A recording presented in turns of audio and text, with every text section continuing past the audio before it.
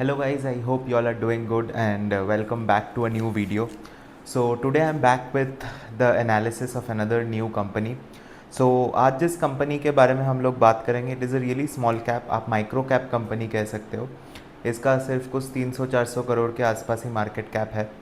So there is a small company and ये company को मैं कुछ ही दिन पहले ही देखा because they came up with a good revenue guidance. और जिस चीज़ का बात मैं हमेशा करता रहता हूँ इस चैनल में कि company should grow at a good rate, revenue growth revenue growth revenue growth. Of course उसके साथ अदर फैक्टर्स भी आता है. You can not like burn cash और आप अगर लॉस में ही ग्रो करते रह कर पाते हो अपने रेवेन्यू को तो वो भी किसी काम का नहीं है.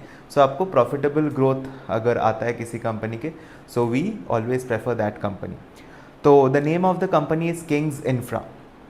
तो अगर मैं बोलूँ तो ये कोई इंफ्रास्ट्रक्चर के सेगमेंट का कंपनी नहीं है. This company is from the seafood and aquaculture industry से बिलोंग करता है. ये लोग सी फूड मैन्युफैक्चरिंग, मतलब मैन्युफैक्चरिंग तो नहीं होता, उन लोगों का कल्टीवेशन करना इन सब में इन्वॉल्व है. जैसे कि श्रिम्स हो गया, फिर ऑक्टोपस, स्क्विड्स.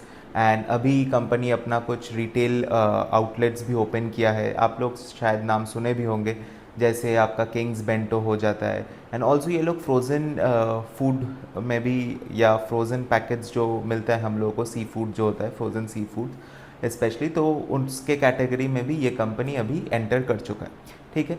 तो अगर मैं थोड़े पहले नंबर्स का बात कर लूँ, FY25 का जो रेवेन्यू है, सो द कंपनी ने अपना रेवेन्यू को ग्रू किया almost 38% with a PAT growth of 70%.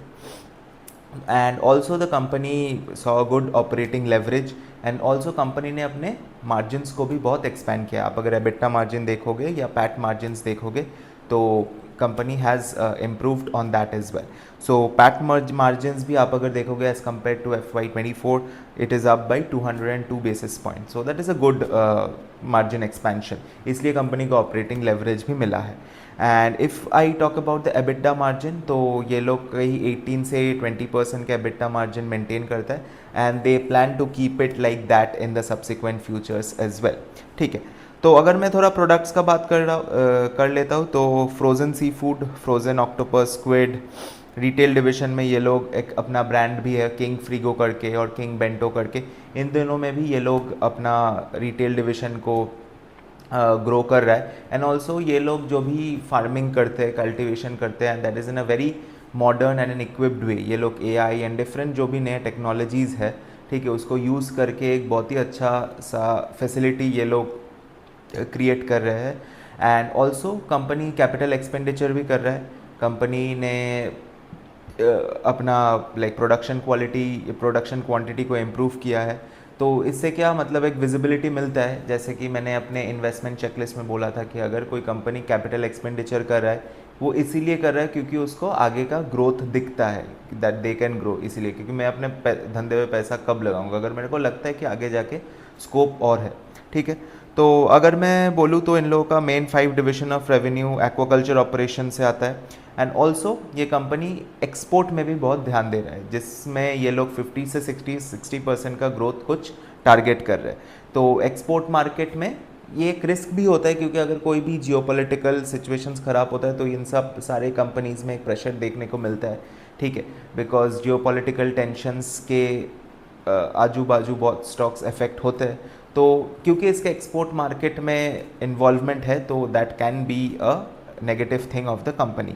लेकिन अगर ऐसा कुछ नहीं होता है, कंपनी अपना एक्सपोर्ट रेवेन्यू को इम्प्रूव करना चाह रहा है, and that is a good sign. ठीक है. ये लोग अपना ग्लोबल फुटप्रिंट्स इंक्रीज कर रहा है, तो that is a very good thing if you are planning to expand.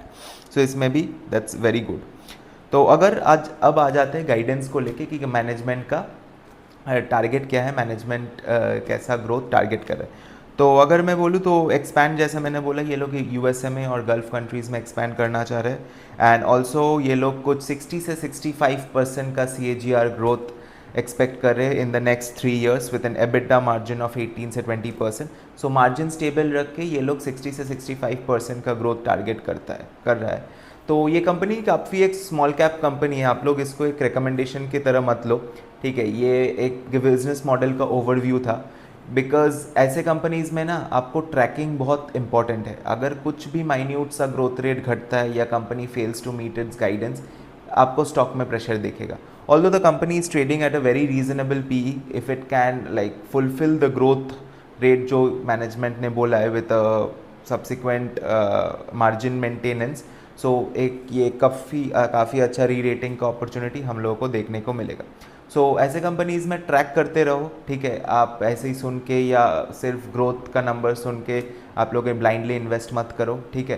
And never rely on recommendations I have told in almost most videos of mind, ठीक है. आप अपना बेसिक रिसर्च करो, basic investment framework रखो, उस framework के अंदर ही invest करो, ठीक है. सो आई होप ये वीडियो यूज़फुल था आप लोगों के लिए. So stay tuned and keep watching the other videos in the channel as well.